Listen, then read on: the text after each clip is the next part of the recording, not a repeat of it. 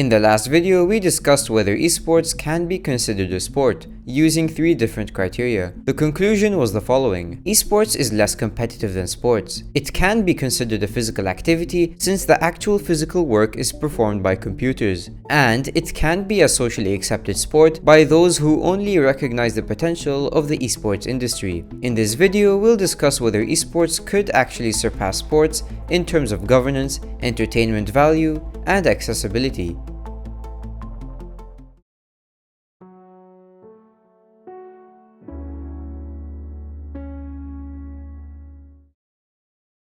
Governance has been considered an issue in football for quite a while now. I mean, just recently, 2 of the biggest governing bodies, UEFA and FIFA, have been in opposite corners about having a World Cup every 2 years. This is undoubtedly something fans do not want to see, since this causes FIFA to neglect current problems like high ticket prices and poor income distribution among clubs. Now, governance conflict is not the major issue here. It is more of the way it is structured. To illustrate, in sport or football, tournaments, match fixtures, prizes, and regulation are all handled by the governing body, FIFA in this case, which means players and fans usually have little say when it comes to the introduction of new tournaments and fixtures. We have seen players and managers complain about the number of fixtures and unnecessary tournaments, usually met with no response from FIFA. This top-down approach does have issues with meeting fan and player expectations. If we look at esports, it's a completely different governance structure. The game publishers govern the tournaments themselves. This can be great since each publisher can assign its own set of rules to suit their games best. They can also concentrate on one shared goal of making enjoyable tournaments and also for the sake of marketing. More importantly, it allows for transformation and change in esports with great fan input and little difficulty to do so. We saw this with Riot's detailed video on the VCT 2022 format, where they outlined how they plan on improving the viewer experience in the future. I mean, Riot are not doing everything right, but we can see signs of good fan engagement. Think about it. If every game publisher behaved this way, we could have a spectacular sport. With football, for example, FIFA does not even reply to its fans or players. This is where esports could show their true power, better connection between game developers, players, and fans. Now, democratizing esports governance does have some challenges. Remember when we said each publisher can have its own set of tournament rules as per the game? There is a problem with this, which is competitive integrity. Since the esports industry is comprised of many games that must be governed, this means each game must have its own set of rules to combat anti-competitive behavior. This can be difficult since each game publisher has a different approach to governing esports events. For example, Riot Games takes a more hands-on approach by banning any form of betting for all professional players. This is great since this improves competitive integrity. However, this is not consistent across the entire esports industry, since the more hands-off publishers like Valve have neglected the allegations of esports insiders betting on outcomes of esports matches, like the Steam analyst who placed bets on his own team's matches with insider knowledge. Therefore, the esports governance structure can only be considered superior when it comes to decision making. However, this decentralized form of governance means inconsistent level of rules across different esports games. This also means macro problems in esports can only be solved on a game level, not in the entire esports industry, since every game publisher would need to be on board for that to occur. Also, having a limited organizational structure means no player unions. Players do not have a formalized platform to raise matters of concern like wages and working hours, for example. Most players have to resort to Twitter or Twitch to express their frustration.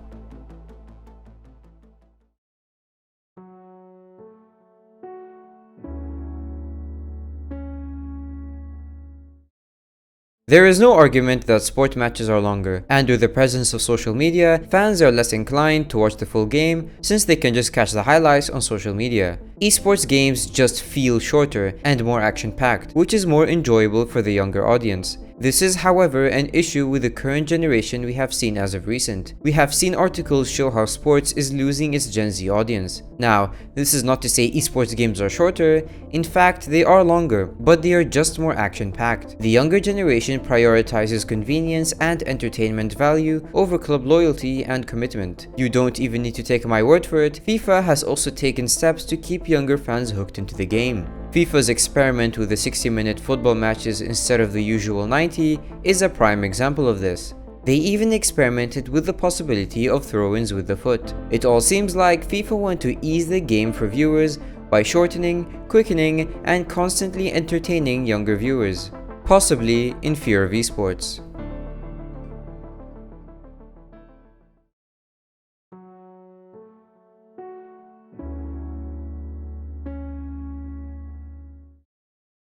This is one of the primary factors: accessibility. Watching a live sport match is costly in terms of monthly subscriptions and fees.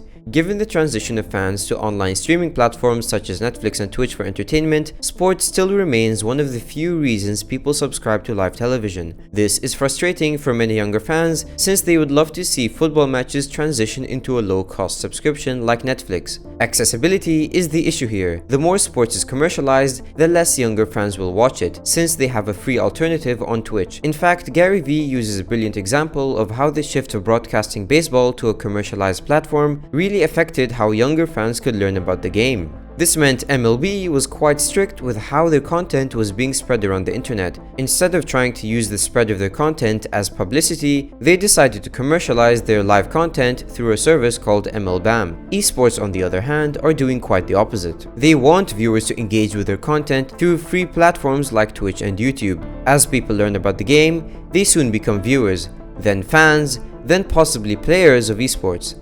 MLB's short-term outlook is hurting them 20 years down the road from the time MLBAM was created. On the other hand, esports' long-term outlook is causing viewership to grow to unprecedented numbers. Esports is trying to win over sports in the battle of accessibility. As of 2022, baseball found itself playing catch-up by now sharing baseball highlights on social media, although the broadcasting of baseball is still commercialized.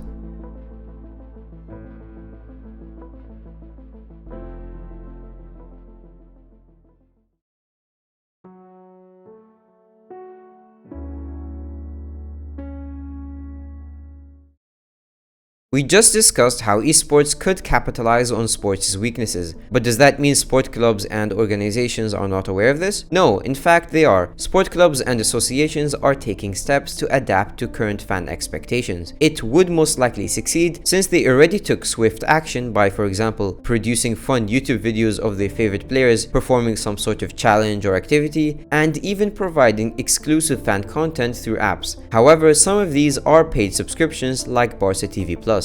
To conclude, esports could become more popular than sports if it capitalizes on its biggest strength: accessibility. Governance is great, although it does face the issue of inconsistent rules across the entire esports industry. And entertainment value is a strength that is within the nature of video games in general.